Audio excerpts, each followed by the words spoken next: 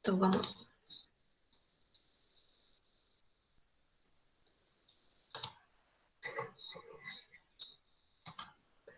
Bom, pessoal, então, na primeira parte a gente viu essa relação de estrutura, desempenho, né? E a escolha do material, e que essa questão da estrutura, propriedade, composição, ele vai definir a viabilidade da utilização desse composto, né? Então, tudo isso, na verdade, tem a ver com a propriedade do material, né? Então, quando a gente fala da propriedade, está relacionado diretamente à parte dos arranjos geométricos e das interações existentes entre eles, e que vai remeter, então, àqueles nossos conceitos básicos da química, que é a estrutura atômica, as configurações eletrônicas e as ligações atômicas e interatômicas, certo? Então, nós sabemos que, quando a gente fala na estrutura atômica, eu estou falando dos átomos que compõem esse material, né? Que esse átomo, então, compõe ao que a gente chama da estrutura atômica, mas nós sabemos que esse átomo possui estruturas subatômicas, e que essas estruturas subatômicas são prótons, nêutrons e elétrons. Então, que nós sabemos que o próton, ele é a identidade do átomo, né? Então, ele, de acordo com o número dele, eu tenho um determinado átomo. Então, como ele está localizado no núcleo e esse número não é variável, então ele é a identidade do átomo. Então, o número atômico, ele é exatamente a quantidade de prótons que um átomo possui. Os nêutrons são também partículas subatômicas que estão localizadas no núcleo, e os elétrons, que eles estão localizados na eletrosfera. Então, de uma maneira simplificada, porque a gente sabe hoje que existem ainda outras partículas subatômicas, mas a gente pode falar que o átomo é composto, então, de prótons, nêutrons e elétrons, né? E que compõem os átomos e os elementos químicos, e que estão disponíveis, então, na tabela periódica, né? Estão, na verdade, organizados na tabela periódica, né? Depois, com relação a essas partículas subatômicas, acho que vocês já viram também, que cada subpartícula tem uma característica de carga elétrica, né? Então, que os prótons, eles são positivos, o nêutron não tem carga, e o elétron tem carga negativa. Então, a carga deles é da ordem de 10 a menos 19 coulomb, né? Só que no caso do próton, positivo, e no caso do elétron, negativo. Quanto à massa, a gente fala que próton e nêutron possuem uma unidade de massa, e que quando essa unidade de massa ela é transformada em quilo, quando a unidade de massa é transformada em quilo, a massa fica 1,67 vezes 10 a menos 27 quilos, né? E a massa do nêutron igual a do próton. Por isso que eles são os responsáveis pela massa do átomo, né? E no caso do elétron, ele tem praticamente 2.000 vezes menos massa do que próton e nêutron. Então, por isso que a gente diz que a massa do elétron, ela é desprezível em relação à massa das outras partículas. Então, quando a gente determina a massa de um átomo, a gente determina, então, pela massa de próton e nêutron.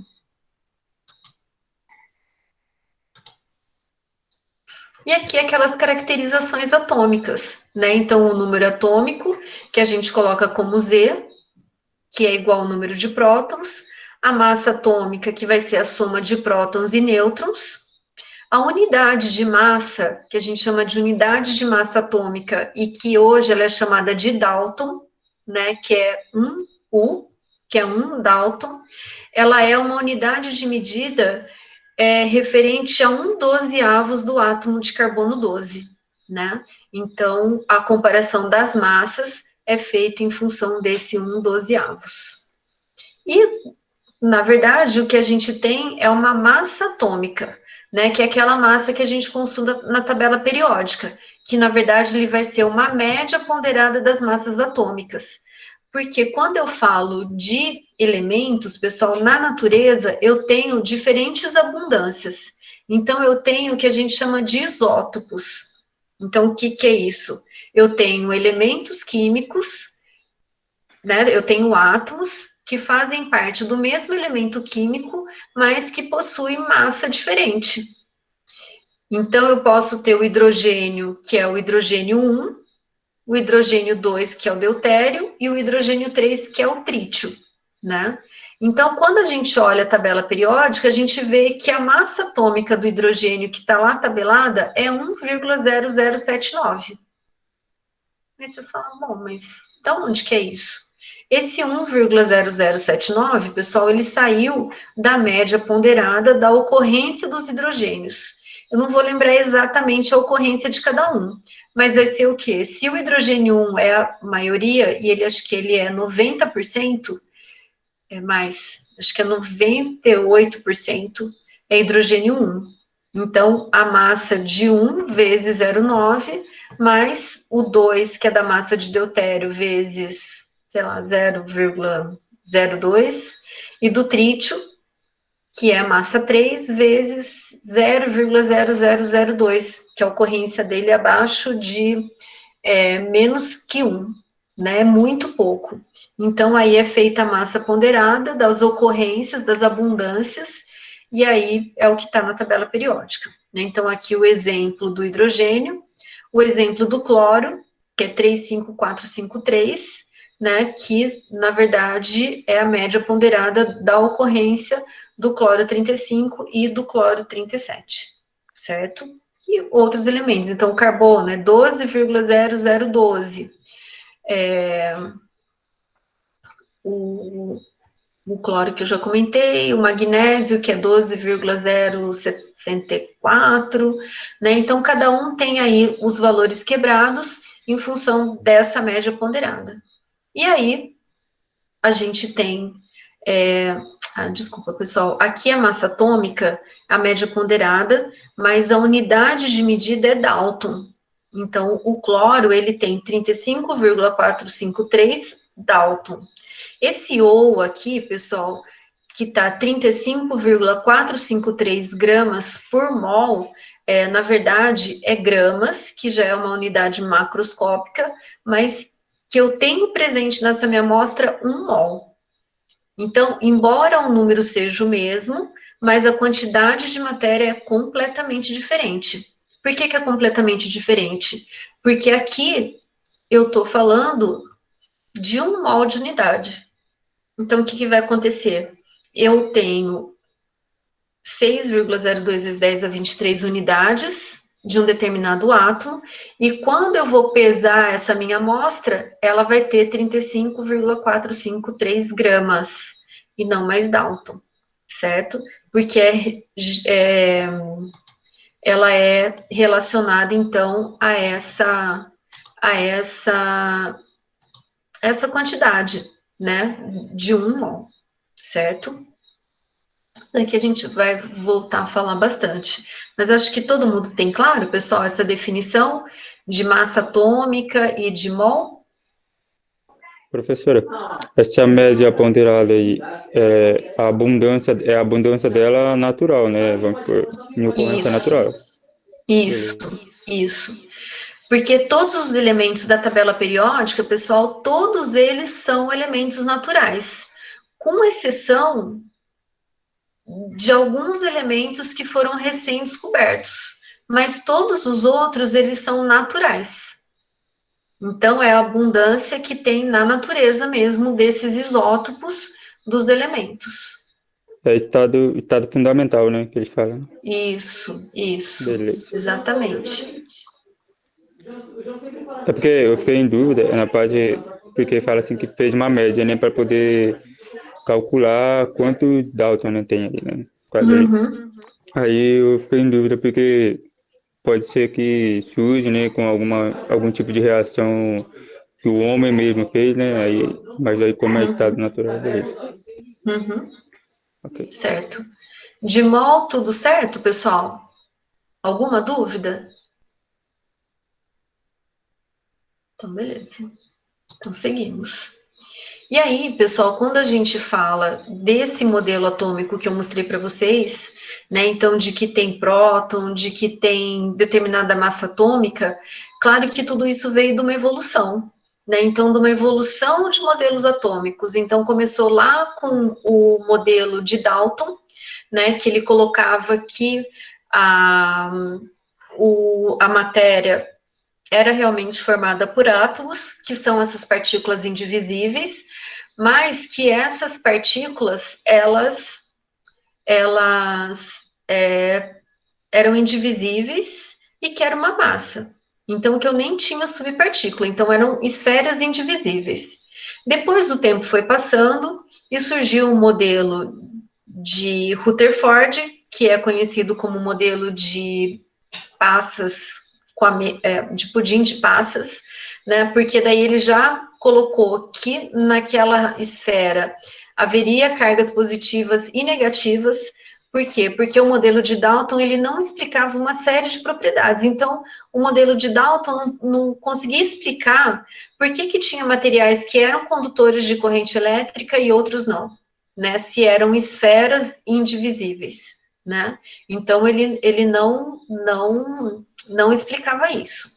Depois veio o modelo de Dalton, desculpa, de Thomson, que já explicou algumas coisas, e depois, em seguida, pessoal, veio o modelo de Rutherford, que é o modelo de esse que a gente conhece bem, que no núcleo estão os prótons e nêutrons, que no entorno eu tenho a eletrosfera, e que ele representa o sistema solar. Né? Então, que o elétron está numa eletrosfera e que no centro do átomo eu tenho o núcleo com prótons e nêutrons. Né? Então, que esses elétrons eles circulavam em esferas. Depois, e esse modelo de Rutherford, então, o de Dalton durou aproximadamente 100 anos, o de Thomson aproximadamente 10 anos, e aí veio de Rutherford.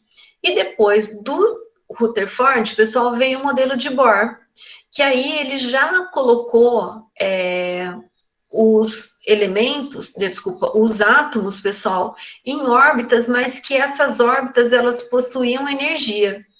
E aí ele colocava que essas órbitas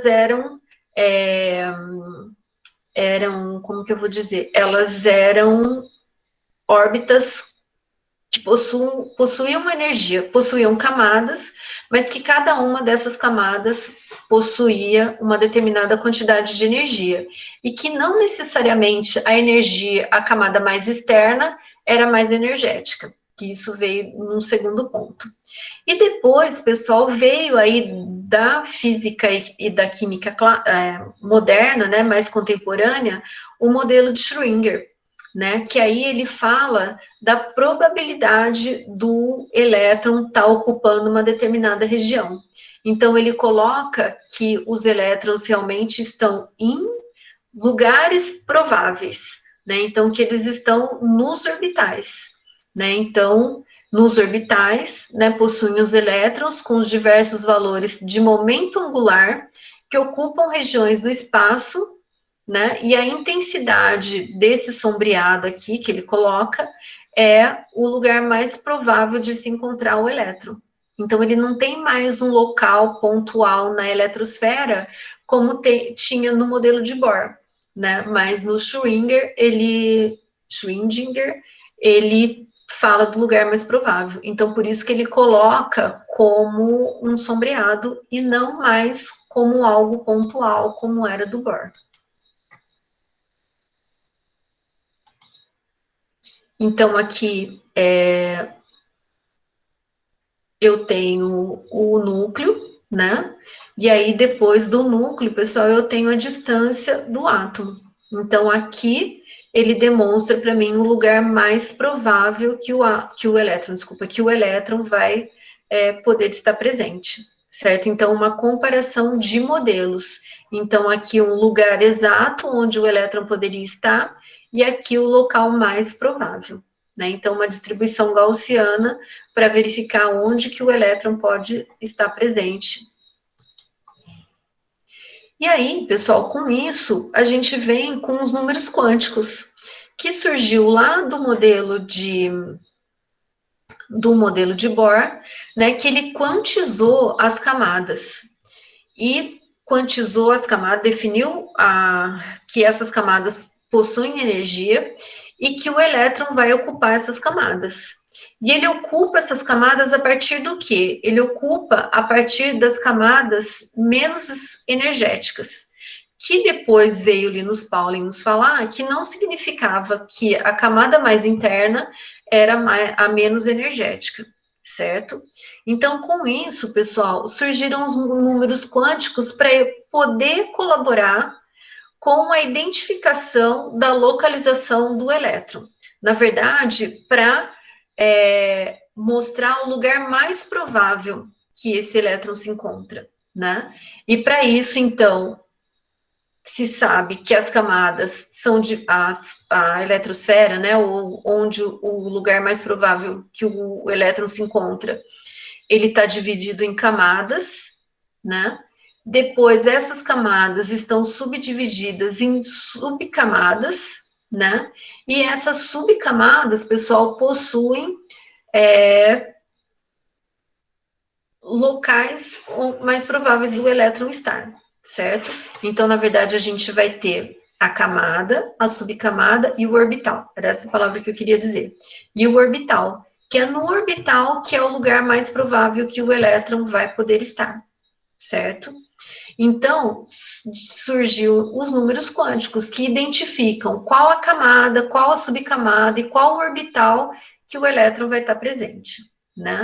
Então, essas camadas, elas, de acordo com então, a gente vai ter 4 números quânticos, né, para essa identificação, que esses números quânticos vão dizer, o primeiro número quântico vai dizer qual é a camada, o segundo número quântico vai dizer qual é a subcamada, o terceiro número quântico vai me dizer qual orbital que o elétron se encontra, e o quarto número quântico vai me informar qual é o sentido de rotação do elétron.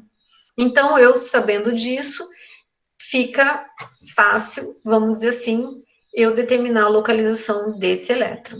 Então, quando a gente fala dos números quânticos, ele é uma relação, né, entre a camada e um determinado número. Então, como é que fica isso? Então, a princípio, as camadas, elas são designadas como 1, 2, 3 e 4, ou K, L, M, N, O, P. As subcamadas, eu vou ter a subcamada S, P, D, F, G, e cada uma delas vai ter um número também específico para isso. Então, se a subcamada é S, desculpa, pessoal. Se a subcamada é S, o número é 0. Se é P é 1, se é D é 2, se é F é 3, se é G é 4. E depois o número do orbital, que cada subcamada possui um número máximo de orbital e que também vai ter uma correspondência de números. E aí, cada elétron vai estar localizado dentro de um orbital. E aí, o que a gente vai ter? Que a camada 1, que é a camada K, ela só tem uma subcamada. A camada L tem 2 subcamadas. A camada M possui 3 subcamadas. A camada 4, que é N, possui 5 subcamadas, 4 subcamadas, e assim sucessivamente, certo? Vamos ver um exemplo que fica melhor, pessoal.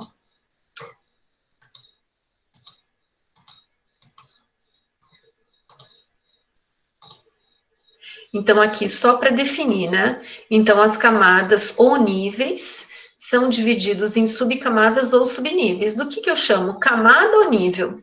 Tanto faz, pessoal, porque é a mesma coisa. Depois, em uma mesma camada, 2 ou mais elétrons pode apresentar energias diferentes, porque a gente vai ver que cada subnível tem energia diferente. O orbital, então, é a região mais provável de se encontrar um elétron, e o elétron está se movendo em uma região que forma um volume e não linha, que foi o que foi proposto por Schrödinger. E a localização exata, então, não pode ser determinada, Porque, na verdade, a gente vai ter o quê? O lugar mais provável que aquele elétron pode ser encontrado. Então, para sistematizar, o que, que nós temos, então? As camadas, KLMNOPQ. Cada uma dessas camadas é formada por subcamadas, como eu já falei para vocês. Então, a subcamada K, ela é formada pelo subnível S. Que o subnível S, pessoal, é formado por um orbital, mas ele é chamado de subnível 1, né? Depois, o L, ele possui o subnível ou subcamada S e a P. A 3, o subnível S, P e D. A 4, S, P, D e F. A 5, S, P, D, F, G. A 6, S, P, D, F, G, H. E assim sucessivamente, certo? Então, veja que existe uma ordem progressiva, né? Então, à medida com que eu vou passando as camadas, eu vou aumentando a quantidade de subníveis, né? Então, na camada 1, tem um subnível. Na camada 2, 2 subníveis. Na camada 3, 3 subníveis. Na camada 4, 4 subníveis, e assim sucessivamente. Depois, os subníveis, eles são formados por orbitais. Então, no subnível S, ele tem um orbital. No subnível P, tem 3 orbitais. No subnível D, ele tem 5 orbitais. E no subnível F, ele tem 7 orbitais. Que aqui, pessoal, existe uma representação de quadrículas. Então, claro, a gente vai ver a figura, mas claro que o orbital não é quadrado, né? Lembra que ele é uma região mais provável, né? Então, cada um desses subníveis possui orbitais diferentes. Em cada, deixa eu ver se agora que vem, antes disso. Em cada orbital, pessoal, o máximo de elétron que eu posso ter são 2, porque um vai estar girando em um sentido e o outro vai estar em outro sentido. Então, por isso que eles conseguem ficar pareados, como a gente diz. Então, o que, que vai acontecer? Nesse orbital, como o meu subnível S só tem um orbital, pessoal, quantos elétrons cabe aqui nesse orbital? Quantos elétrons cabem nesse orbital? 2. 2. Então, vocês concordam que no meu subnível S, o máximo de elétrons que eu posso ter são quantos? Só 2. 2. O meu subnível P, ele possui 3 orbitais. Se em cada orbital eu posso ter 2, o máximo de elétrons que vai ter no subnível P vai ser quanto? Vai ser 3 vezes 2. 6. Vai ser 6, né, 6. Isso, 6. Olha, Oi. Alguém? tem a orbital, o número de orbital, por exemplo, 3. Os quadradinhos seriam os subníveis. Se são 3 quadradinhos, por exemplo, seria um SPD. Um quadradinho seria o Não. S, outro o P, o outro o D. Não. Não, Matheus, aqui, ó, a gente está tudo no subnível. Então, aqui eu estou falando do subnível S. Então, a representação é de um orbital. Então, aqui é só do S. O P é formado por 3 orbitais. A gente vai chegar lá. O D é formado por 5 orbitais. E o F é formado por 7 orbitais. Os números quânticos variam. Mas aqui eu estou falando de cada subnível. Ainda não levei lá para a camada. Certo? Então, a gente está vendo primeiro o subnível. E o como que ele é formado por orbitais. Tudo bem? Então, por exemplo, dentro de uma camada tem um subnível que dentro tem Orbital. o orbital. Isso. Nossa, é camada de camada de camada. Isso, exatamente. Só que eu vou mostrar o desenho para vocês. Não é lindo, fácil assim, não. Porque cada orbital, pessoal, ele tem uma forma diferente. Então, aqui a gente simboliza. Mas no real, a forma é diferente, porque é uma região. certo? Então, aqui a gente viu por parte. A gente viu que, olha, nessa camada K, ele é formado por um subnível, e que esse subnível é formado por um orbital, certo? A camada 2 tem dois subníveis, um S e um P. Então, quantos orbitais eu tenho na camada 2? 8? Ó, o subnível S é formado por quantos orbitais? Primeiro eu quero saber o orbital. O 2? S, um orbital, Ok. certo? O P, 3 orbitais. Então, é formado por 4 orbitais. Quantos elétrons?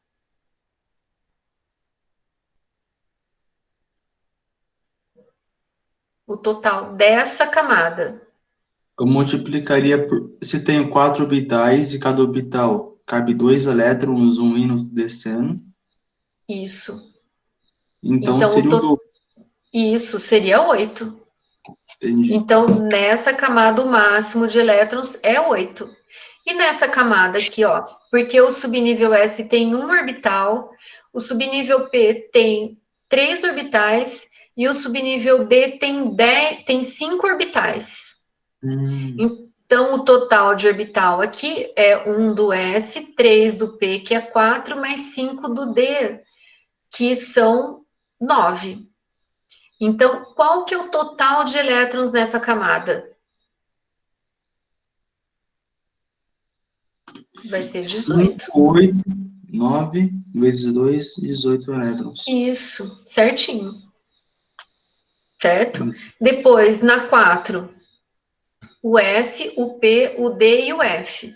Então, um orbital mais 3 orbital 4, mais 5 orbital 9. E o F, pessoal, são 7 orbitais. Então, a gente vai ter o dobro, né? Então, 7 mais 9, 16, 32 elétrons. Então, que é o máximo de elétron que cada camada vai poder ter. Fica claro? Professora, Diga. é, vamos supor, a primeira camada ela sempre vai caber só 2 elétrons. Depois, Isso. vamos supor que o elemento ele tem 5 camadas. Esses elétrons, depois da primeira camada, os elétrons ele pode estar, por exemplo, na última vai ter a camada de valência, né? Que na última sempre vai ter um certo número de Uhum, elétrons que possibilita a reação, mas vamos supor, nos uhum. outros pode estar qualquer quantidade. Não, vai ter que respeitar essa quantidade máxima, né? Só essa quantidade aí que é a camada, né? Ah, tá. Ah, não, Isso, beleza, beleza. Entendi. certo?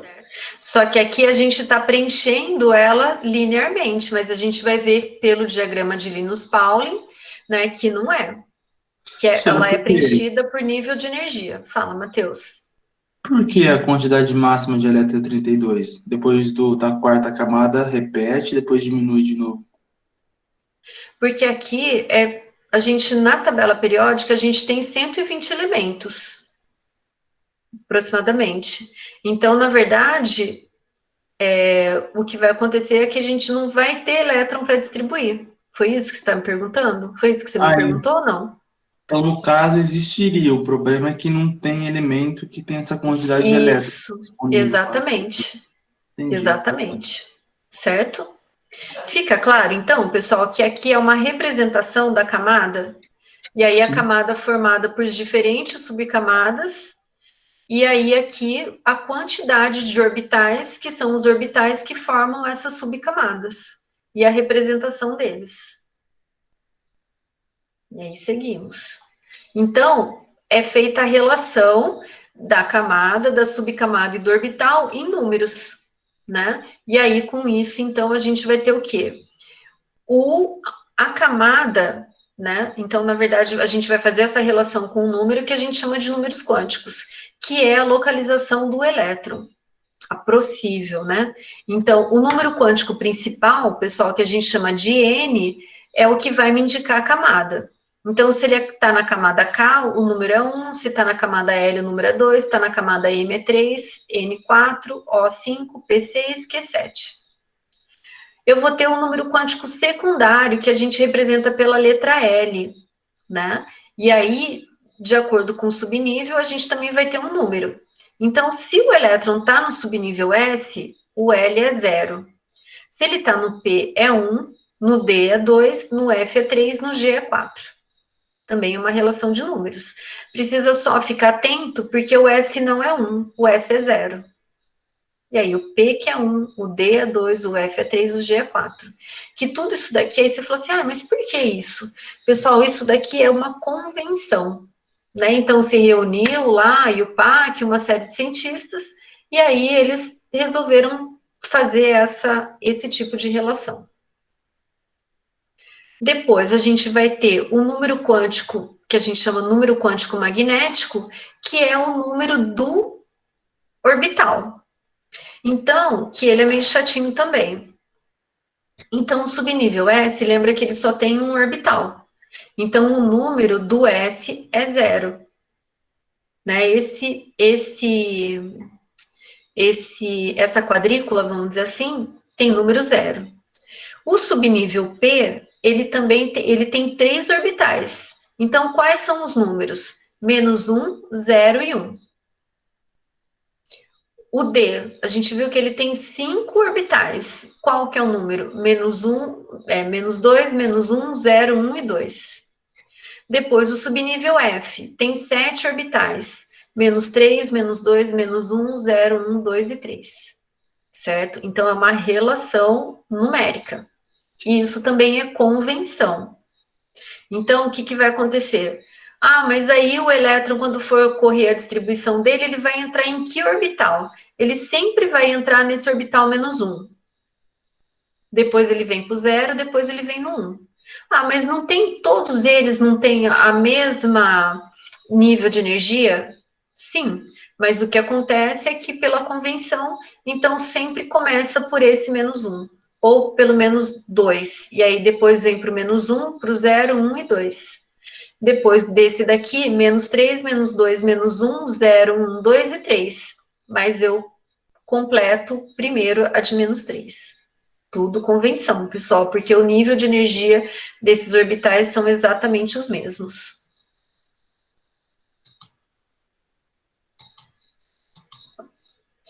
E aí o quarto número quântico, que é o spin, que é a rotação do elétron, né? Então, a gente diz que o elétron apresenta uma rotação em torno do seu próprio eixo, que é semelhante a um giro de peão. Todo mundo já viu peão, né? Então, o peão, ele faz o quê? Ele gira em torno do próprio eixo. Então, ele pode girar para um sentido e ele pode girar para o sentido oposto, certo? Então, se ele gira por um sentido, a gente vai dar um número menos meio. E se ele gira para o outro sentido, mais meio, né? Então, como no orbital eu só posso ter no máximo 2 elétrons, então eu vou ter que o spin de um é menos meio e o spin do outro é mais meio, certo?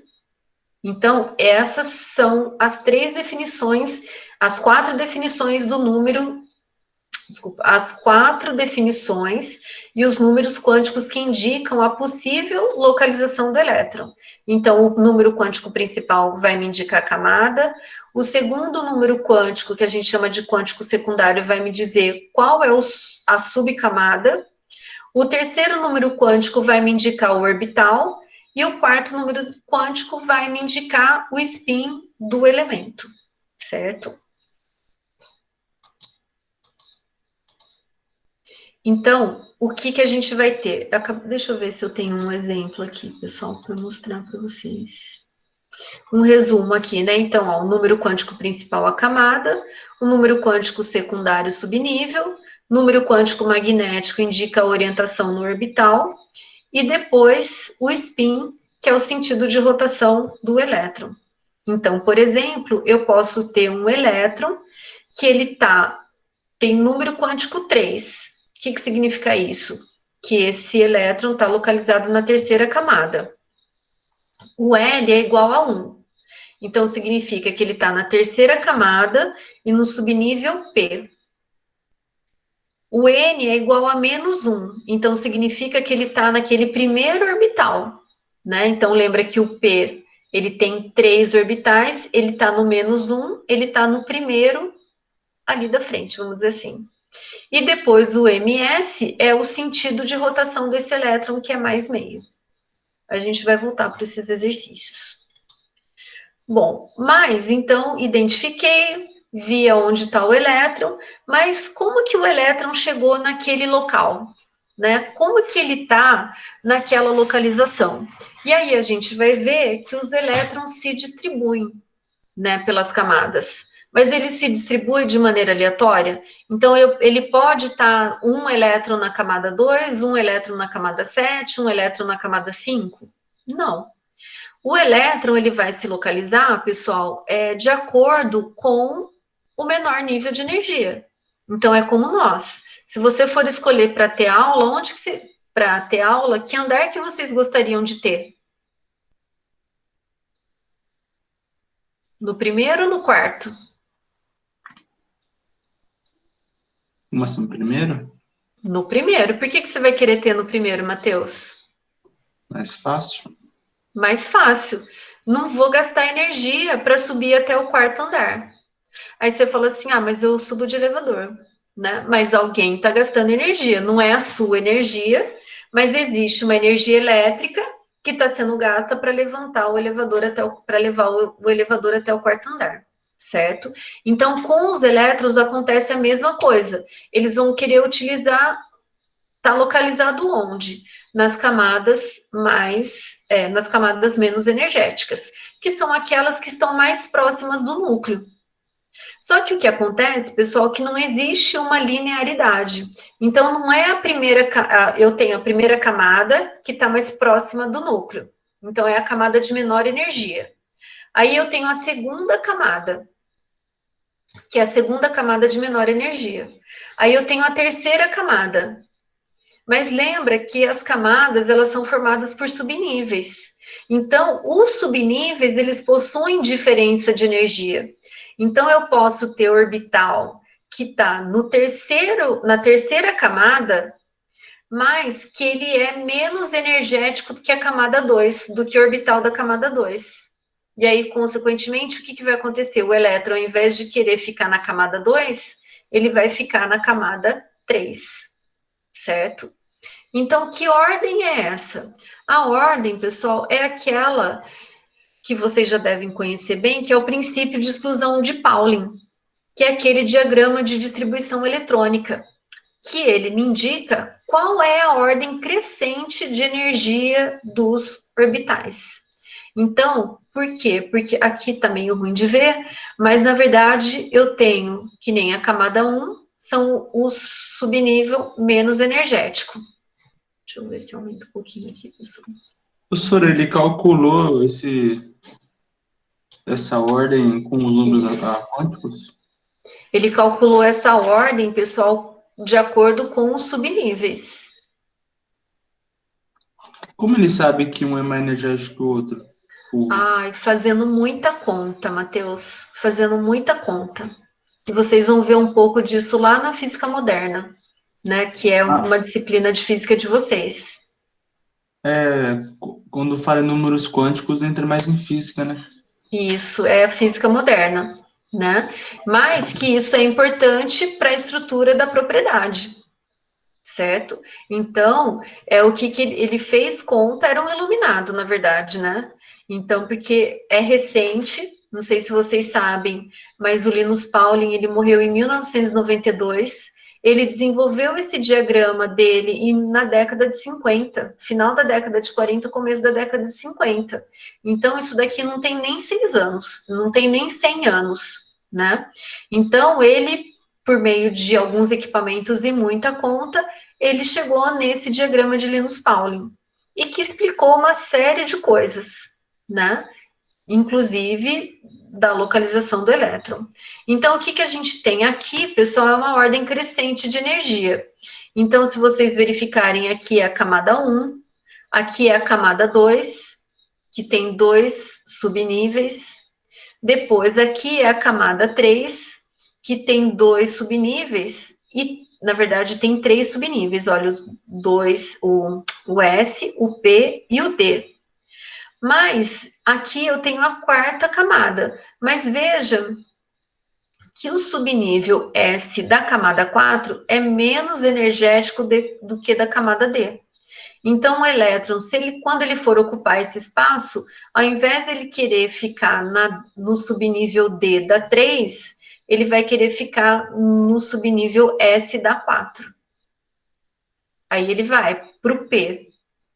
Depois, o que a gente tem? A camada 5, o subnível S é menos energético do que o subnível 4D. Aí ele vai para o P. E assim sucessivamente. Então, dessa forma, ele descreveu um diagrama de ordem crescente de energia. Ia comentar alguma coisa, Anthony? Eu ia perguntar se quanto mais perto da camada de valência é mais energético, é mais ou menos isso? Sim, é que cada átomo ele possui uma camada de valência, né? Então, por exemplo, o magnésio, a camada de valência dele é a camada 2.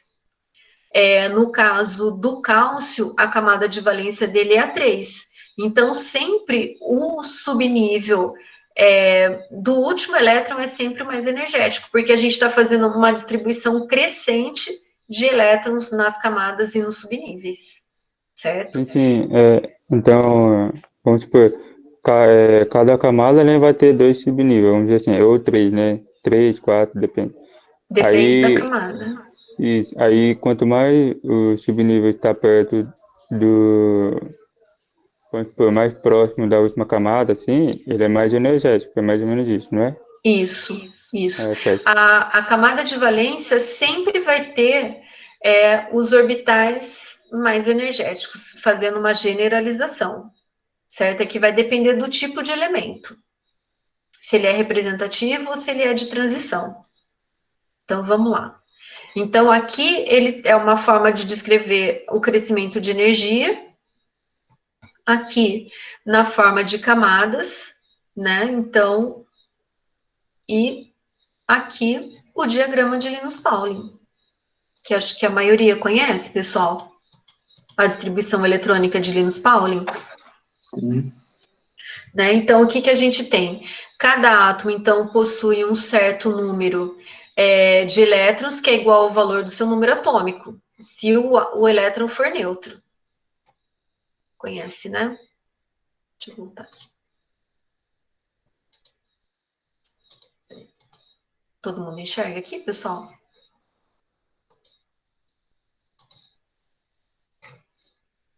Peraí que eu perdi aqui. Todo mundo está enxergando a apresentação? Estamos sim, senhora.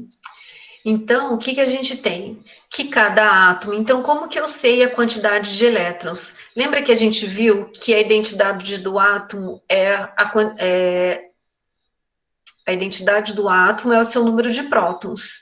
Se o meu átomo é neutro, a quantidade de prótons é igual de elétrons, né? Então, o que vai acontecer? Cada átomo, então, possui um certo número de elétrons que é igual ao seu número atômico, que o número atômico é próton. A ocupação do elétron não ocorre de maneira crescente de número atômico, mas sim em ordem crescente, está escrito errado aqui. Crescente de energia. Então, que é esse diagrama do Linus Pauling, proposto por Linus Pauling. Então, primeiro, o menos energético é um S2, depois o 2S2, depois o 2P6, o 3S2, o 3P6, o 4S2, o 3D10, 4P6, 5S2, 4D10, 5P6, 6S2, 4F14, 5D10, 6P6, 7S2, 5F14 e assim sucessivamente, certo? A Evelyn comentou que a Maria pediu para avisar que ela não está conseguindo voltar para a aula, certo? Obrigada, Evelyn. Então, pessoal, vamos relembrar essa distribuição eletrônica? Vamos fazer rapidinho a distribuição eletrônica do carbono. Se o número atômico dele é 6, pessoal, quantos elétrons ele tem? 6 também. 6 também. O caso do enxofre aqui, pessoal, o enxofre ele tem número atômico 16, mas a carga dele é -2. Então, quantos elétrons ele tem? 18. 18. O ferro, pessoal, o número atômico dele é 26. Então, qual que é? Só que a carga é +2. Então, qual que é o número de elétrons? Aí você tira 2 também. Isso, e vai ficar então com 24. Uhum. E esse outro elemento, que é o pracídio, se não me engano, o número atômico dele é 54, certo? Vamos fazer rapidinho aí, pessoal, essa distribuição eletrônica? Podem Vamos. fazer. Então, pode fazer 5 minutinhos. Tá. Todo mundo domina isso, pessoal? O pessoal falou que decorou isso aí já. Já? Ah, então tá bom. Então, só para relembrar. Vocês viram isso com o Diego ou viram isso no ensino médio? Os dois, né? Os dois? Então, beleza. Então, rapidinho, pessoal.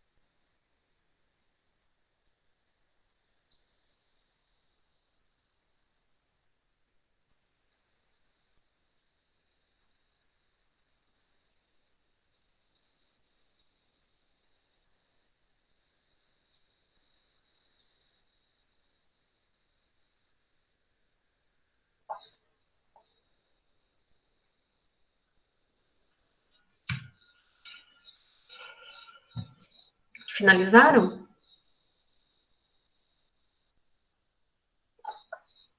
Ainda não, senhor.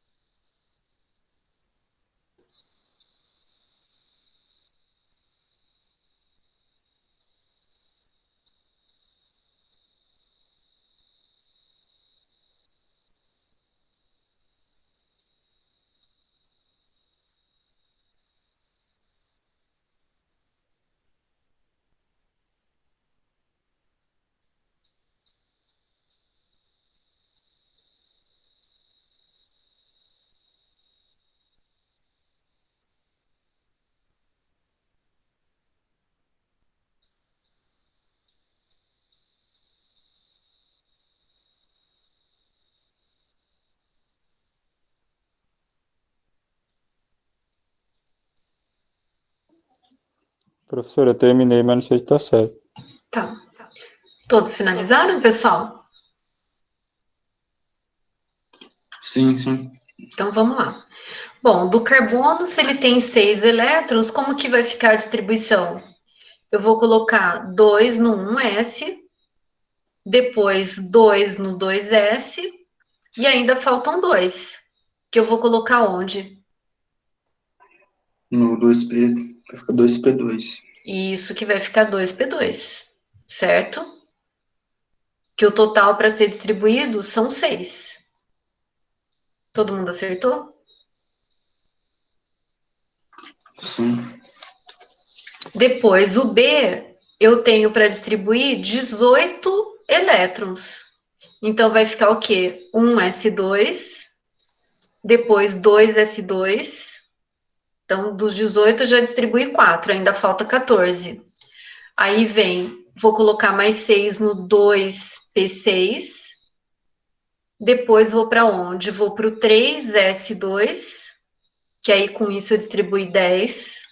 Depois, eu venho para o 3p6, que aí já distribui 16, faltam 2. O que vai acontecer? Esse 2 eu vou colocar onde? Aí já foi, Sorocho. Não são 18? Sim. 10. Vai ficar 3P6, né? Então, mas lembra que aqui, ó, ele é enxofre menos 2.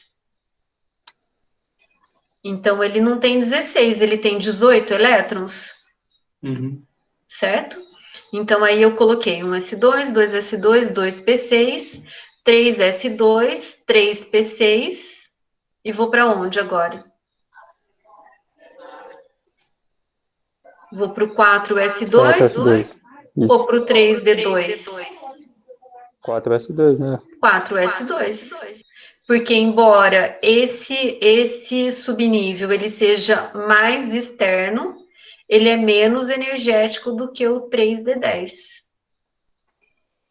Tudo bem?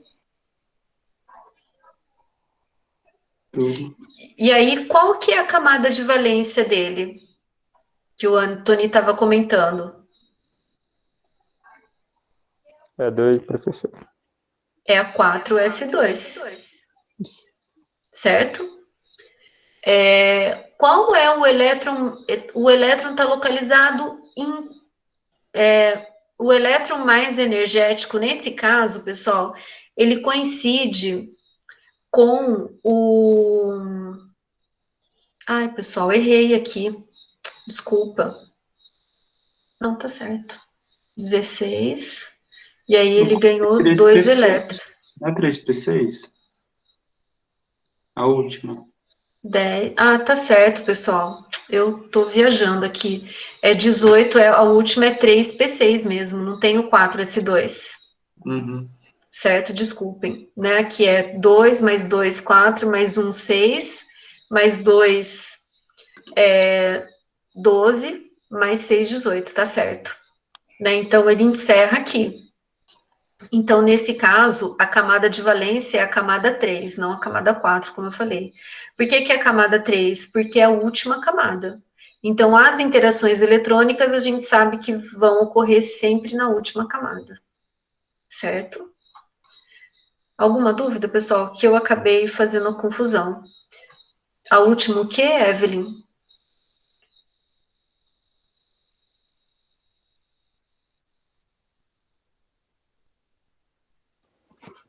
Isso, a camada de valência é sempre a última. Então, aqui no caso, a camada de valência é a camada 3. Aí vai Tudo falar bem? que é 8 elétrons que ele tem na última camada. Isso, é que aqui ele já ganhou esses 2 elétrons e ficou estável. Isso, Então, por isso que por ficou isso. com 8. Isso. Beleza. Certo? O ferro, que aqui nós vamos distribuir 24 elétrons. Então, vai ficar 1s2, 2s2, 2p6, 3s2, 3p6, 4s2, 3d4. 4. Certo? Qual é a camada de valência? 4. A 4. Onde está o elétron mais externo? 3D10, 3D4. mais externo. O mais externo não é a camada, ele vai estar localizado na camada mais externa. Então, quando eu falo que o elétron mais externo é aquele elétron que está localizado na camada mais externa. Então, o elétron da camada mais externa, ele é o que está no subnível 4s2, Uhum. certo? E o mais energético? Aí seria o 3, 4. Isso, exatamente. Tudo bem, pessoal? Então, Então, a camada de valência ela vai ser o 4s2, isso, porque ela está no subnível. Beleza, beleza, entendi. externo, É, Camada, né? Mas né? E esse daqui, que é o 3D4, né, que a gente falou, é o subnível mais energético. Então, o que vai acontecer, pessoal? Existem os elementos representativos, que são os elementos químicos que o elétron mais energético também é o mais externo, que coincide. Que quem são esses elementos representativos? Os elementos da família 1, da família 2, depois da família 14, 15, 16, 17 e 18, que naquela classificação inglesa vai ser os elementos da família A, que é a família 1A, 2A, da família 3A, 4A, 5A, 6A, 7A. Então, sempre quando a gente fizer a distribuição eletrônica, o elétron mais externo vai terminar no subnível S ou P. E aí ele vai ter todas as camadas internas completas. Então, é da família 1, eu acabei falando errado, é família 1, família 2, família 13, 14, 15, 16, 17 e 18 da tabela periódica. Depois, os outros elementos, como o ferro, por exemplo, que o subnível que a gente mais energético é o D, ele é um elemento de transição. Então, veja que aqui eu tinha a camada 4S, mas a minha camada 3 ainda estava incompleta, porque ela era uma camada, era um subnível que ficou como 3D4. Então, eu tinha uma camada mais externa, mas eu fui para uma camada mais externa, mas a minha interna estava incompleta. Então, eu vou ter os elementos de transição, que são os elementos que terminam a distribuição eletrônica no subnível D ou F. Que quem são esses elementos? Vou mostrar aqui que eu tenho o desenho da tabela periódica.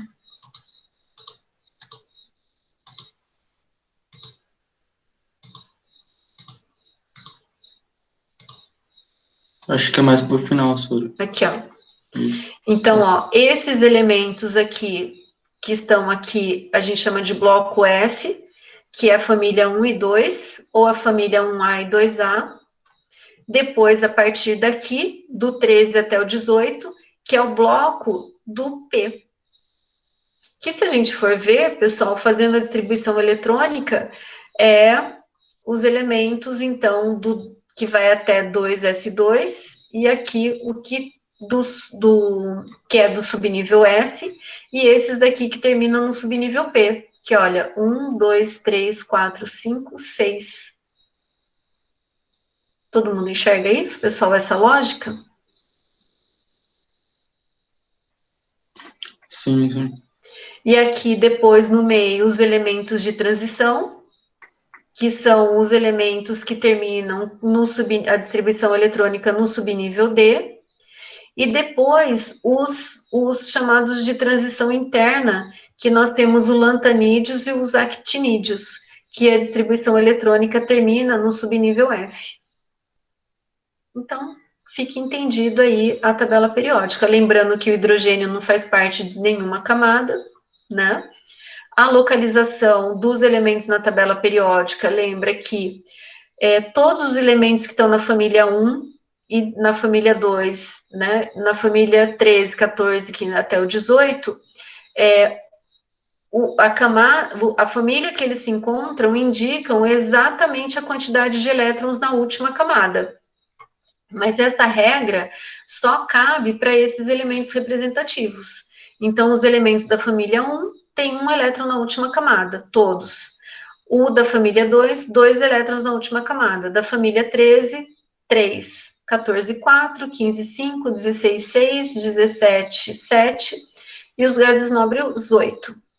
E o elemento que está na linha, a linha que ele se encontra, é a quantidade de níveis de energia. Então, aqui, os elementos da família 2 é porque ele tem 2 camadas. Da família, desculpa, pessoal, do período 2, né? Do período 3, que tem 3 camadas, do período 4, 4 camadas, período 5, 6 camadas, período 6, 6 camadas e período 7, 7 camadas. Então, eu consigo saber a configuração do último elétron desse elemento aqui, porque ele está na família 2, então ele é um 2. Se ele está na família 7, a configuração da camada de valência, que é 7, vai ser 2s2, 2p5. Certo? Então, eu consigo interpretar exatamente onde está localizado um determinado elétron. Tudo bem, pessoal? Bonito isso? Entendi. Meio organizado, né? Isso, né? Porque existe uma periodicidade. Então, não é à toa que um elemento está acima do outro, ou está na mesma família, ou está no mesmo período, né? Porque ele tem propriedade periódica, mas existe uma relação lógica com a própria distribuição eletrônica dele. Tanto que esses elementos, eles estão aqui numa ordem crescente. Certo? Então, se esse é 2, esse é 3, esse é 4, esse é 5, esse é 6, esse é 7. Se esse daqui, a configuração é 4S1, o de baixo é 5S1, 6S1, 7S1. Se aqui é 3, deixa eu ver, ele é 6, né? Então, se esse aqui é 3S2, 3P4, aqui é 4S2, 4P4, 5S2, 5P4. Então, a configuração da última camada é a mesma. O que está mudando é a quantidade de níveis e, consequentemente, o número atômico desse elemento. Certo? Só uma pequena dúvida ali. Na Diga. tabela, está na família 3A. Vai ser 3 elétrons na última camada? 3 na última camada. Mas como que ele vai estar dividido? Por exemplo, 3P3. Se ficasse na família 3A, ia terminar com 3. Então, mas é P3? No Porque ele subnível. estaria no período 3 também. Então, mas aí seria o quê? Seria porque aqui ele tem 3 na última camada, certo? Só que ele está no período 3. No período 3, quais são os subníveis que estão ali? O P. Só o P? Ele não tem, ele tem, na verdade, o Pois é. P, o D, desculpa, o S, o P e o D. Só que ele só tem 3 elétrons. Então, onde que vai estar esses elétrons? Eu vou ter 2 elétrons no subnível S e vou ter 1 elétron no subnível P. Entendi. Fica claro? Porque daí eu tenho que respeitar a presença do subnível. Então, sempre primeiro o S, depois o P, depois o D. Uhum. Certo? Então, aqui, se o elemento tiver aqui, no período 4 e na família 15, ou a família 5A, como que ia ser a configuração da última camada? Ficaria 3S2. Ele está no 3. quarto período. Está no quarto período. 4S2, 4P3. Isso mesmo. Porque ele tem 5 elétrons na última camada. Uhum. Certo? Certo. Beleza. Então, voltamos lá.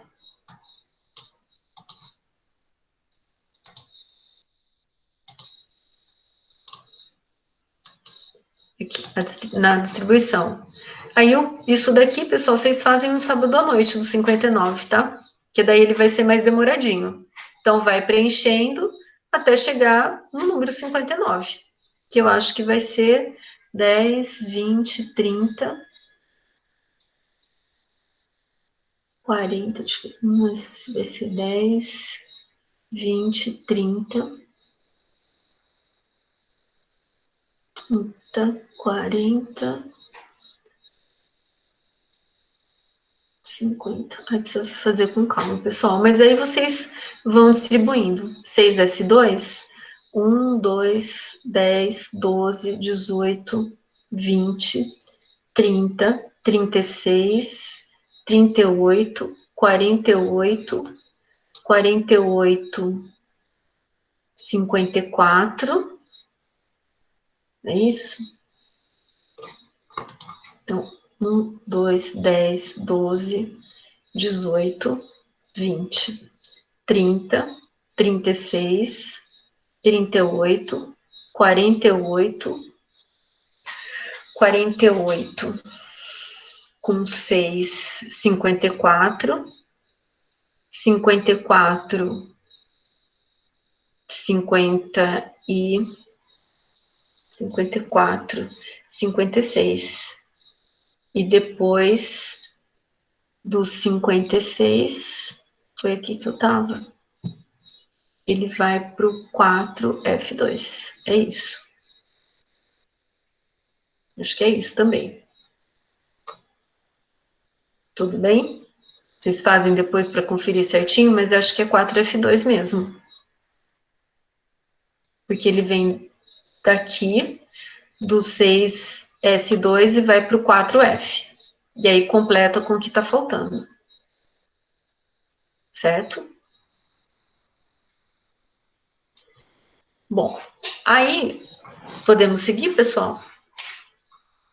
O segundo, ele fala, o átomo de alumínio tem 13 elétrons. Qual o número quântico do último elétron? Então, para eu saber o número quântico, lembra que eu quero saber o número da camada, o número do subnível, o número do orbital e o número do spin. Então, para eu saber isso daí, como ele quer saber do último elétron, eu tenho que fazer a distribuição eletrônica. Então, quem que vai ser o último elétron? Eu vou distribuir. Então, 1s2, 2s2, 2p6, 3s2, 3p1. Então, o meu último elétron, ele está localizado aqui, no 3p1.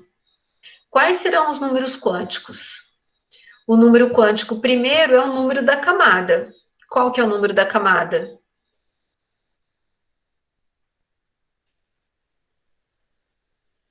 Qual camada? Né? Porque ficou assim. Deixa eu ver se eu vou conseguir.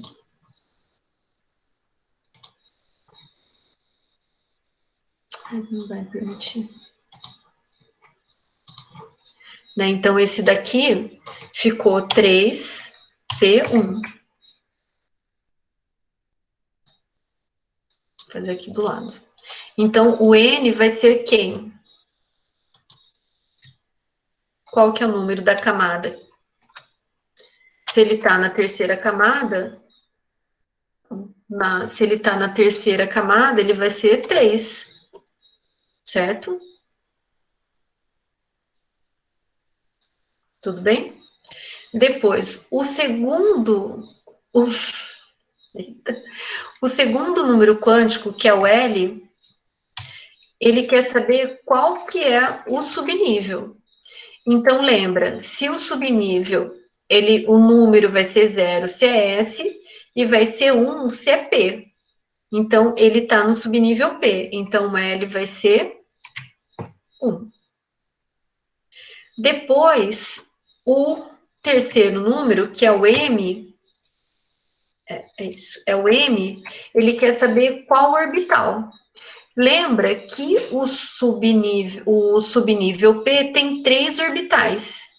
E que o número desses orbitais é o menos 1, 0 e 1. Como eu só tenho um elétron, esse 1 vai preencher o orbital menos 1. Certo? Então, o L vai ser menos 1. E depois a gente tem o S ou o MS, que é o sentido do spin, que também é uma convenção, pessoal. E aí, por convenção, o primeiro elétron a ocupar o orbital, ele tem o spin menos meio. E aí, o que acontece que eu acabei não comentando com vocês? Quando eu vou fazer a representação pelas quadrículas, pessoal, só voltando aqui também. Então, o que vai acontecer? Nesse caso aqui, eu vou pegar o subnível P, ele tem 3 orbitais. Eu vou preencher os elétrons. Quando eu preencho os elétrons, pessoal, se eu tenho 3 elétrons, o que vai acontecer? Um vai vir aqui, outro vai vir aqui e outro vai vir aqui. Porque primeiro eu preencho os orbitais, um em cada orbital. E aí depois, quando entra o segundo elétron, que ele vai entrar de novo aqui no -1, só que no sentido virado para baixo. Aí o segundo vem aqui, o segundo vem aqui. Então, cada um, hora que entra, quer sentar numa janela. E aí, depois que todas as janelas estão ocupadas, é que ele passa a preencher os orbitais novamente, certo?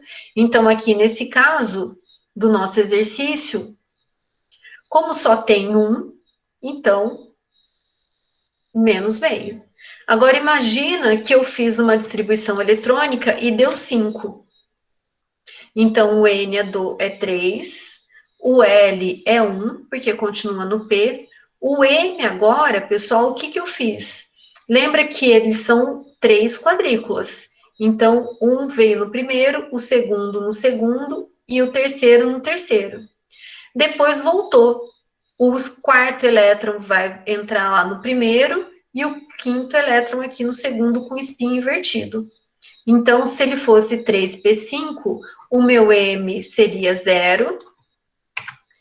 E aí, como ele é o segundo elétron a entrar no meu orbital, o meu spin vai ser mais meio, certo?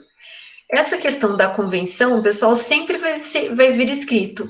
Então, de acordo com a convenção, o primeiro elétron tem valor menos meio. Né? Então, sempre vai estar escrito. Porque vocês vão ver que tem livro que está um valor e tem livro que tem outro valor. Tudo bem?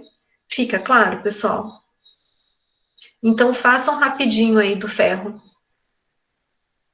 A distribuição eletrônica e aí o número quântico do último elétron. Posso apagar isso aqui?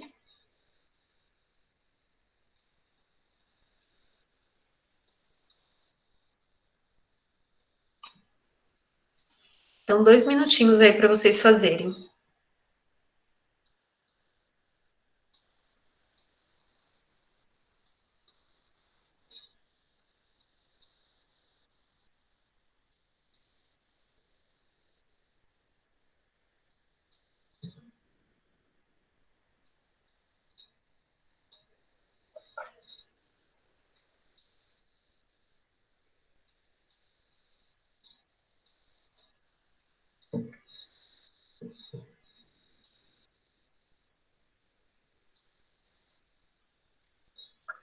Finalizaram?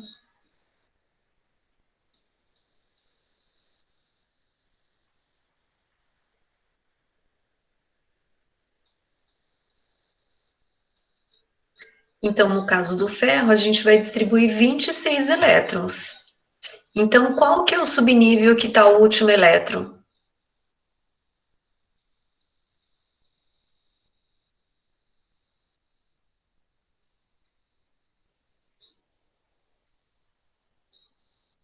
Alguém fez, pessoal?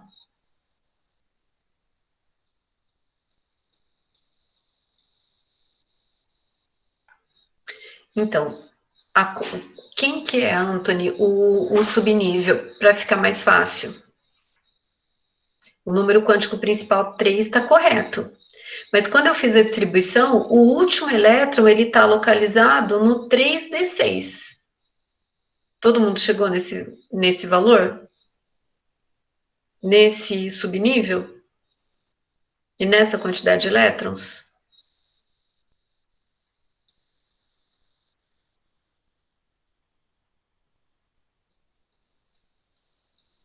Professor, o próximo é do subnível 3D6. Peraí. Isso, É isso mesmo. 3D6. É isso mesmo, é.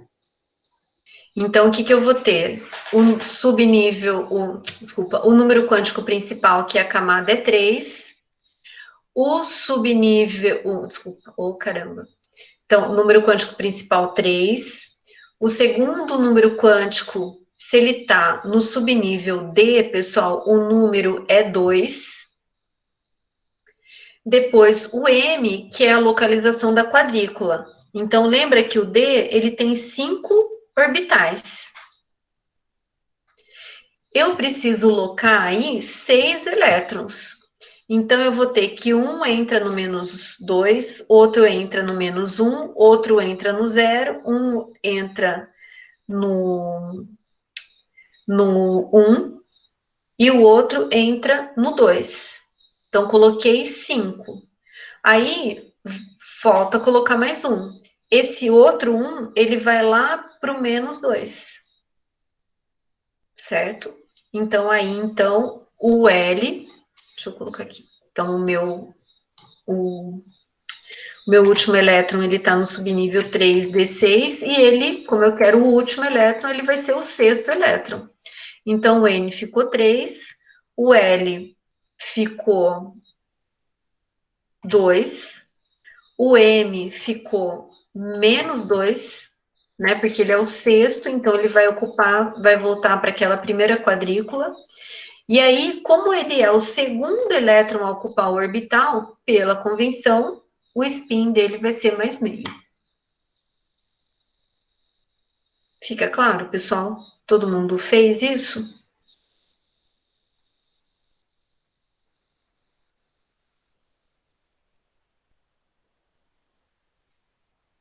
Todo mundo acertou?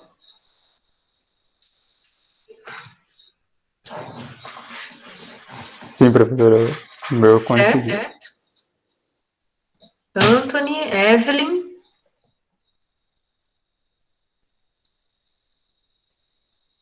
Miguel. O meu coincidiu com isso aí. Deu? Deu. Então, beleza. Então, estou entendendo que vocês estão sabendo isso, certo? Daí, seguindo, pessoal. Professora, é que esse 3D6 aí é por causa que ele fala assim, a diferenciação do elétron lá, é porque tirou, né, o elétron. Peraí, deixa eu ver. É isso mesmo. Que eles... Não entendi, Anthony. Não, é que eles estão falando assim da diferenciação do elétron, do ferro. Aí tá no subnível 3D6, é isso mesmo, né? Isso. Beleza. Aí, Evelyn, só o spin que eu tinha colocado negativo. E porque isso é uma convenção, Evelyn. Então, vai estar escrito no exercício lá que se o primeiro é positivo, ou se o segundo é negativo, ou se ele fala que o primeiro elétron do orbital é positivo, então aí você usa essa convenção, certo? Ah, mas dá diferença? Dá diferença, né? Porque daí o número atômico é diferente. Então, aqui, para resumir, né? Então, o número quântico principal N é a camada, o número quântico secundário é o subnível, o número quântico magnético é o orbital, e depois o spin é o sentido da rotação do elétron, que é tudo convenção. Aqui é um outro tipo de exercício. Nesse caso, ele deu o número, os números quânticos, para você determinar qual que é o número atômico do elétron. Então, o que acontece? Camada 3, se o L é 1, o subnível é o P, certo? Então, vai ser 3P. Se o M é -1, então eu sugiro desenhar as quadrículas para ficar mais fácil. E o MS é o mais meio. Se ele é o mais meio, pela nossa convenção, ele é o segundo elétron. Então, na verdade, eu vou ter 4 elétrons no meu subnível. Então, ele vai ficar 3p4. Todo mundo enxerga isso?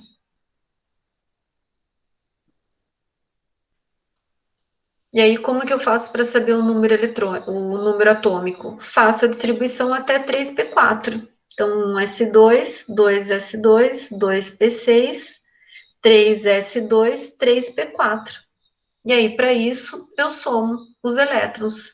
Então, 2, 10, 2 com 2, 6, 10, com mais 2, 16, com 4, então vai dar 16, vai dar 20. É isso? Não, vai ser 16 mesmo. Número atômico 16. Todo mundo chega nesse valor?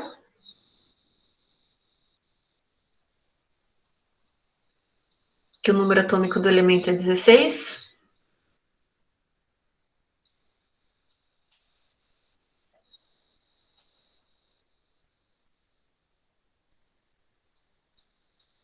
Chegaram, pessoal?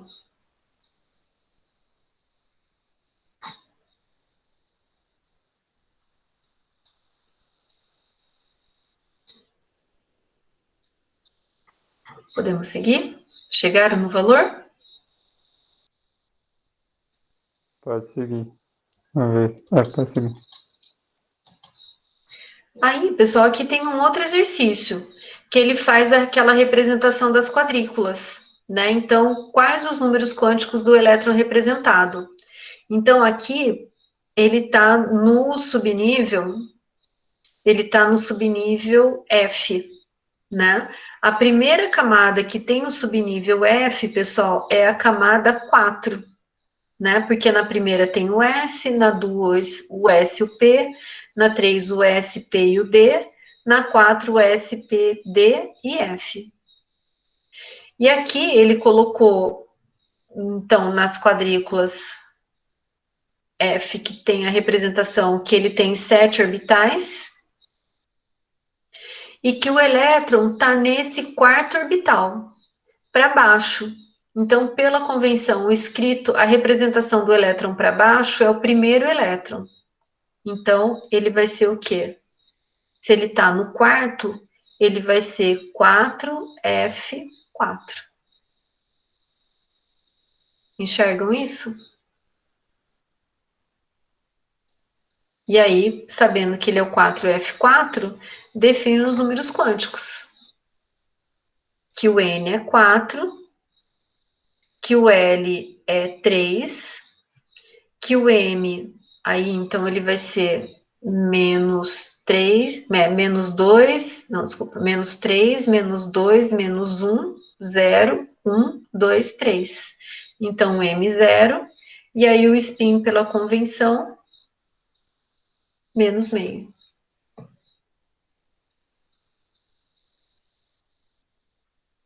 Fazem com calma depois ou estão fazendo?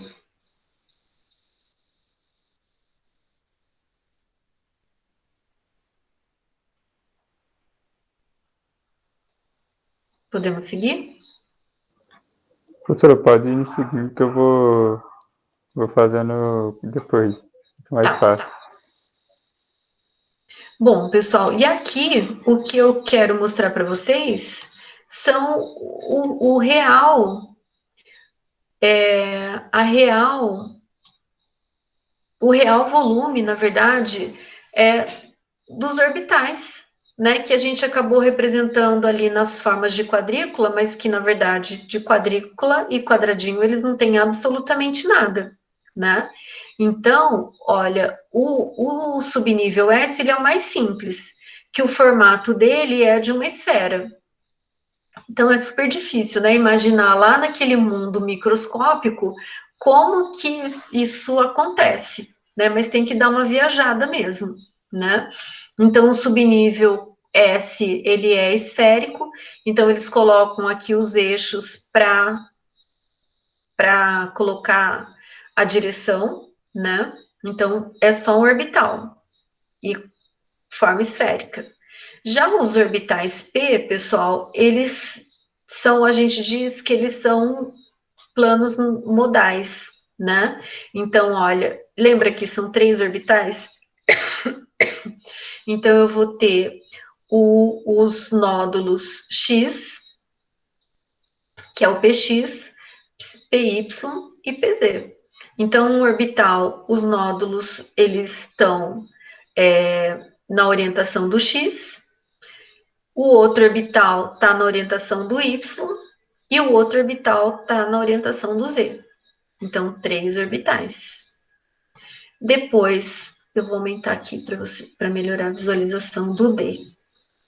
O D, lembra que ele é formado por, oh meu Deus, por 5 orbitais? Então, isso, pessoal, vai ser uma combinação. E olha que lindo que aparece aqui. Equações, né, binômios. Então, o que, que eu tenho? Olha, 5 orbitais. Ele vai ser a combinação dos nódulos ao longo do eixo Z e X. Né? Então, esses nódulos, eles estão entre os eixos Z e X, aqui em cima, aqui embaixo, aqui e aqui. Depois, o outro orbital, ele vai ser DYZ. Então, olha, os nódulos estão entre os eixos Y e Z. Nesse e nesse. Depois, o outro, ele é uma combinação do DXY. Então, os nódulos, eles vão estar entre os eixos XY. Aqui, aqui, aqui e aqui. Depois, o terceiro orbital, ele é uma equação, né, que define o espaço dz ao quadrado. E depois o outro, que é esse daqui, vai ser o d, e a região é desenhada pela equação x quadrado menos y quadrado. Viu que bonito onde veio parar, né, as equações matemáticas de vocês e os planos, né? Então, o lugar mais provável de onde está. Então, vamos supor que a gente fez lá a distribuição e viu que ele é um 3D5. Não vou colocar aleatório, né? Que lembra que não tem uma variação de energia entre esses orbitais, né? Então, se ele está no 5, e vamos supor que o 5 é DYZ, onde que está o elétron? Ele pode estar nessa região, ou nessa região, ou nessa região. Se tiver 2, não tem problema nenhum. Eles podem estar em qualquer um desses nódulos, mas eles vão estar com direções diferentes. A mesma coisa nesse daqui, ele pode estar ocupando o orbital dz quadrado, e ele pode, os dois elétrons girando em sentidos opostos, eles podem estar ocupando qualquer um desses lugares. A mesma coisa aqui, a mesma coisa aqui. Fica claro? Depois o F, lembra que ele tem 7 orbitais, né? Então aí viaja mais ainda, né? Pode ter qualquer uma dessas regiões, equação 4F, y ao cubo, menos 3yx quadrado. E assim sucessivamente. Né? Então, são as equações que descrevem as regiões mais prováveis que o elétron pode ser encontrado. Certo? Então, nada de quadradinhos, nada de quadrículas, né? A representação, que é uma representação, mas que aqui é a equação que descreve a região mais provável que ele se encontra. Não me pergunte como que o povo chegou nisso, né? Porque é uma viagem, assim, enorme, né? Para chegar nessas equações e nessas combinações. Pura matemática, certo? E física, né? Porque daí ela vai tratar a questão da energia envolvida nos orbitais. Todos esses orbitais, se aparece aqui, né? Todos esses orbitais, que são 7, eles possuem o mesmo nível de energia. Por isso que independe de qual orbital ele está ocupando, né? E por isso que a gente usa aquela convenção dos números. Mas qualquer elétron pode ocupar qualquer um desses orbitais, mantendo aquela regra, né, de que em cada orbital eu posso ter no máximo 2 elétrons que vão estar com spins opostos. Bonito de ver isso, pessoal? Professora, parece que ele está sempre em forma elíptica, né? Que é como o elétron gira em forma. Isso, eles chamam de nodal. Né? Então, isso daqui são nódulos. Uhum. Nodal, né? Certo?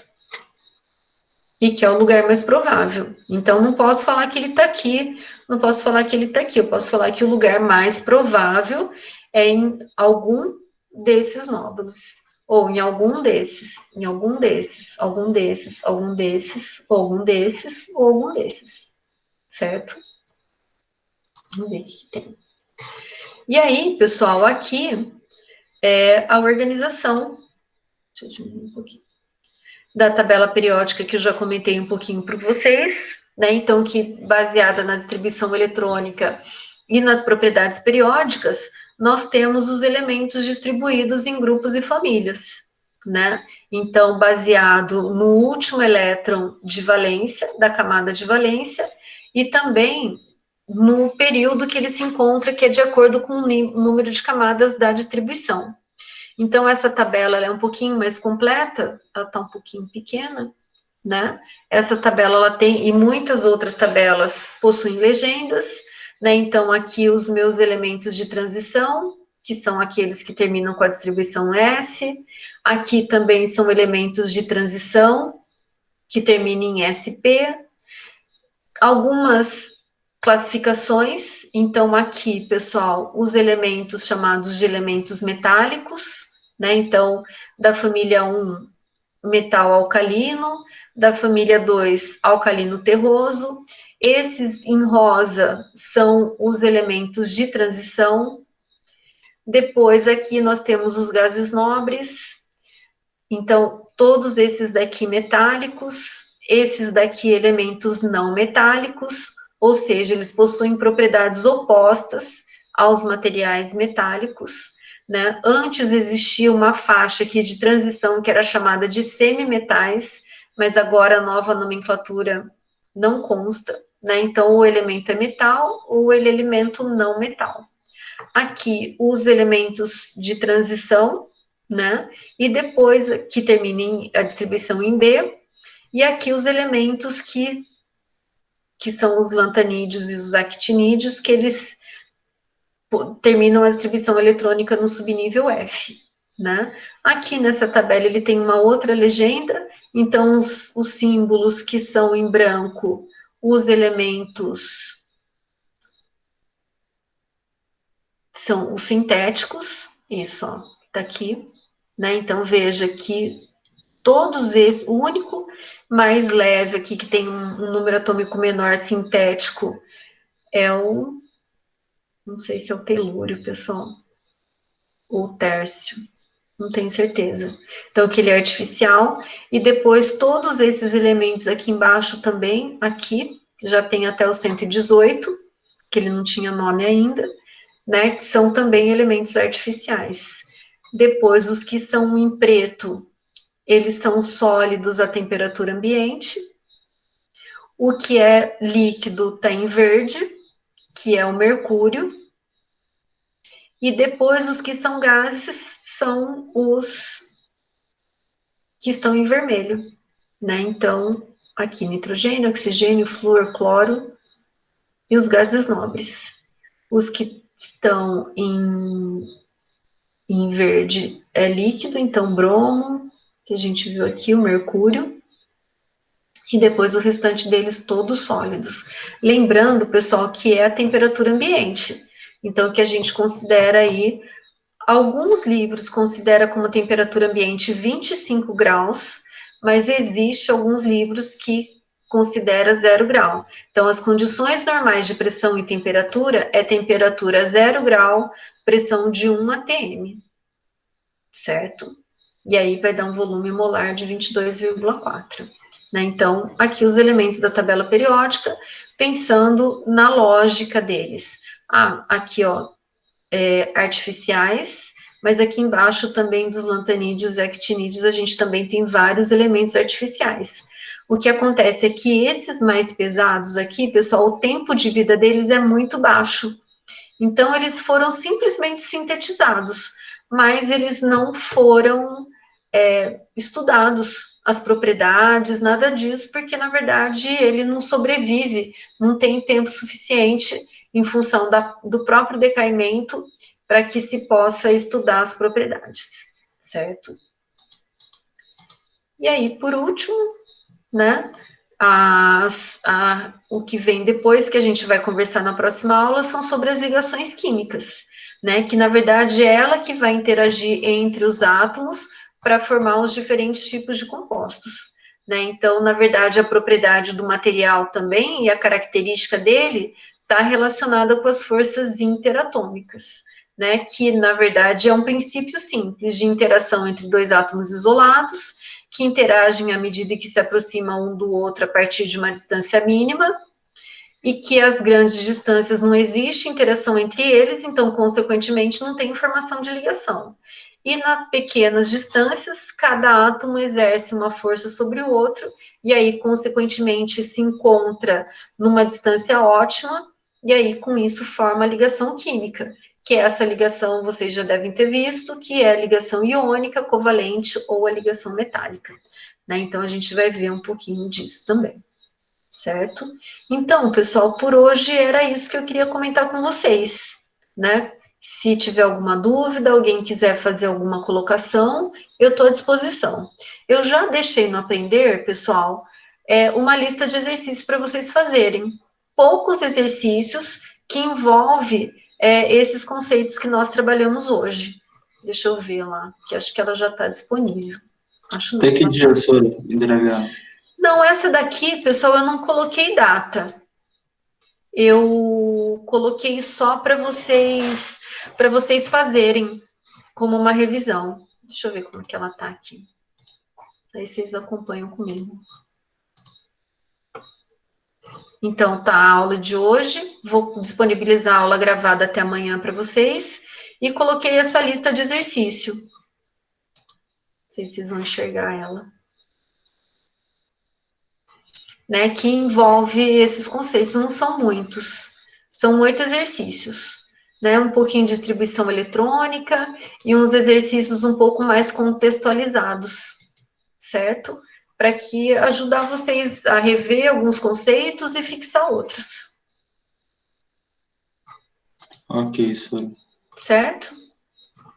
Então é isso por hoje, pessoal. Se vocês quiserem colocar alguma coisa, pode ficar à vontade.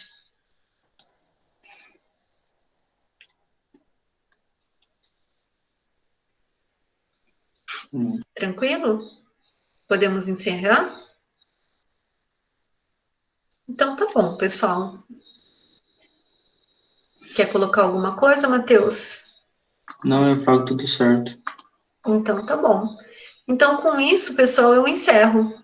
Agradeço a presença de vocês, espero que tenha sido produtivo, né? E até a próxima terça. E lembra que se vocês tiverem alguma dúvida, alguma coisa, pessoal, é só entrar em contato. Ok, senhora. Boa noite, Tudo tá? bem? Boa noite, pessoal. Obrigada.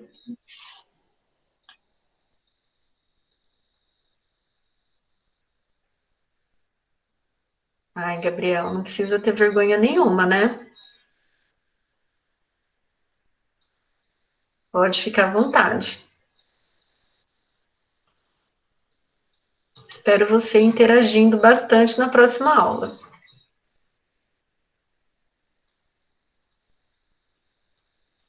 Boa noite. Boa noite, professora. Boa Até noite, mais. Anthony.